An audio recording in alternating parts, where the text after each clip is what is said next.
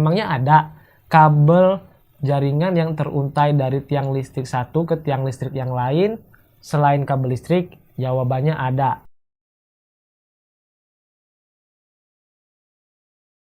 Halo sahabat vintage, di video sebelumnya kita membahas suatu kabel, tapi bukan kabel listrik yang teruntai dari tiang satu ke tiang listrik yang lain. Kabel apa itu? Kalau sahabat penasaran, sahabat boleh cek, linknya ada di kolom deskripsi atau sahabat bisa klik link yang ada di atas. Nah, video kali ini kita juga akan membahas suatu kabel yang masih satu saudara dengan kabel sebelumnya. Maksudnya satu saudara adalah kabel ini bagian yang menunjang media jaringan komunikasi itu sendiri. Nah, yang menarik dari kabel ini adalah teruntai dari tiang listrik satu ke tiang listrik lainnya. Emangnya ada kabel jaringan yang teruntai dari tiang listrik satu ke tiang listrik yang lain selain kabel listrik? Jawabannya ada, yaitu kabel FO atau fiber optik. Di Indonesia, kabel di tiang listrik adalah hal yang lumrah. Di Singapura, negara industri yang sangat maju di kawasan Asia Tenggara, mereka sudah menerapkan jaringan listrik bawah tanah di hampir semua wilayahnya. Kita akan jarang sekali menemukan kabel listrik yang teruntai dari tiang satu ke tiang yang lain jika kita berkunjung ke sana. Sementara di negara kita, hanya perumahan elit atau kawasan industri lah yang rata-rata menggunakan kabel listrik bawah tanah. Bagi sebagian besar masyarakat awam, kabel yang ada di tiang listrik dianggap sebagai kabel listrik.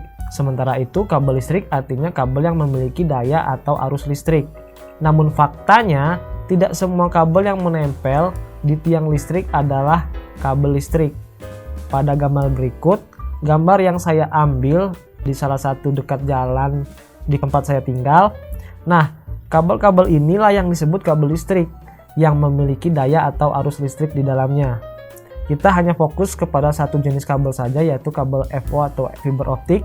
Fiber optik adalah suatu jenis kabel yang terbuat dari kaca atau plastik yang halus, di mana kabel ini dijadikan media transmisi melalui sinyal cahaya.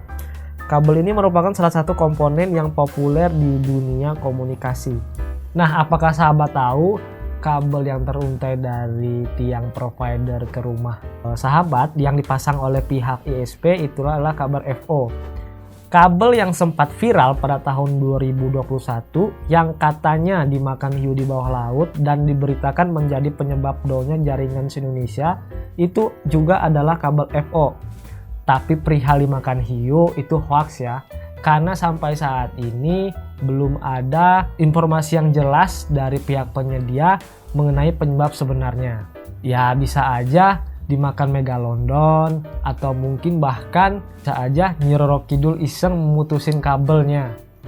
Karena ya kita tahu lah, laut Indonesia kan terkenal dengan mistis ya. Mengerikan.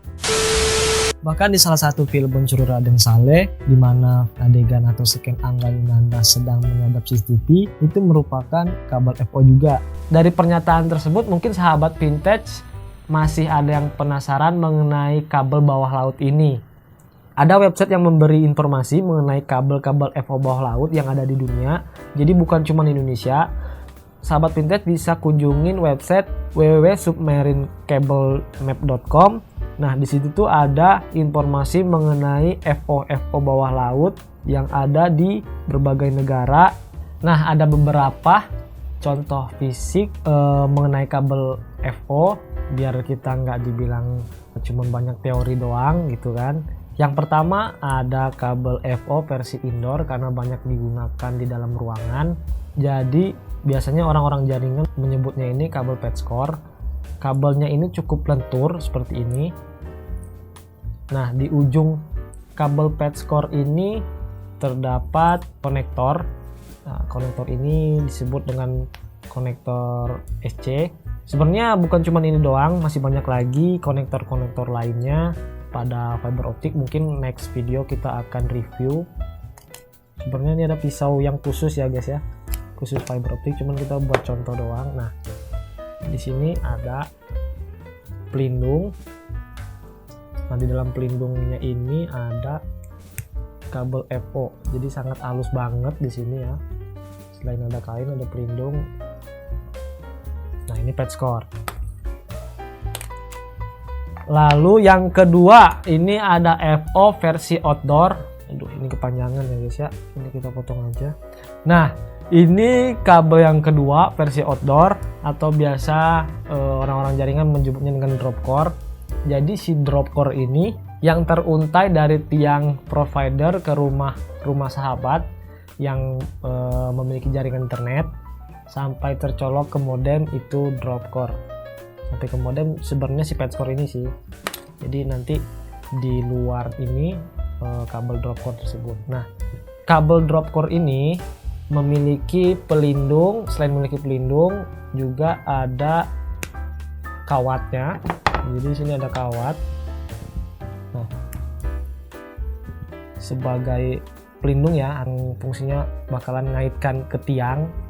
Ini kawat, lalu ada fibernya nih.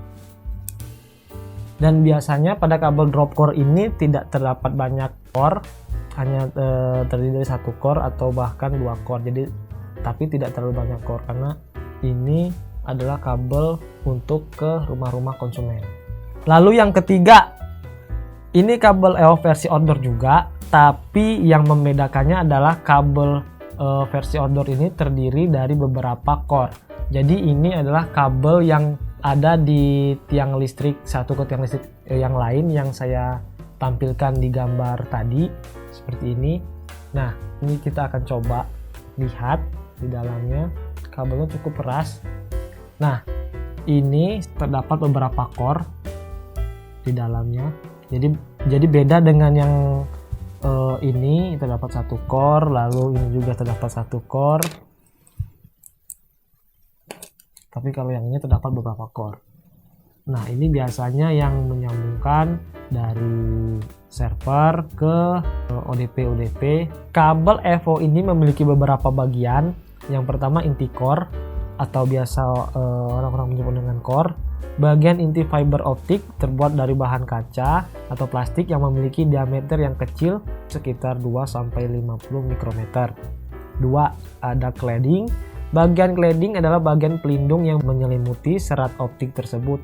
Terbuat dari bahan silikon dan memiliki fungsi sebagai pemandu gelombang cahaya yang mampu merefleksikan dari semua cahaya tembus kembali kepada core. Lalu ketiga ada coating. Bagian coating merupakan mantel dari serat optik yang terbuat dari bahan plastik yang memiliki sifat yang elastis. Coating yang berfungsi sebagai lapisan pelindung dari semua gangguan fisik yang mungkin terjadi. Lalu yang terakhir ada string member outer jacket.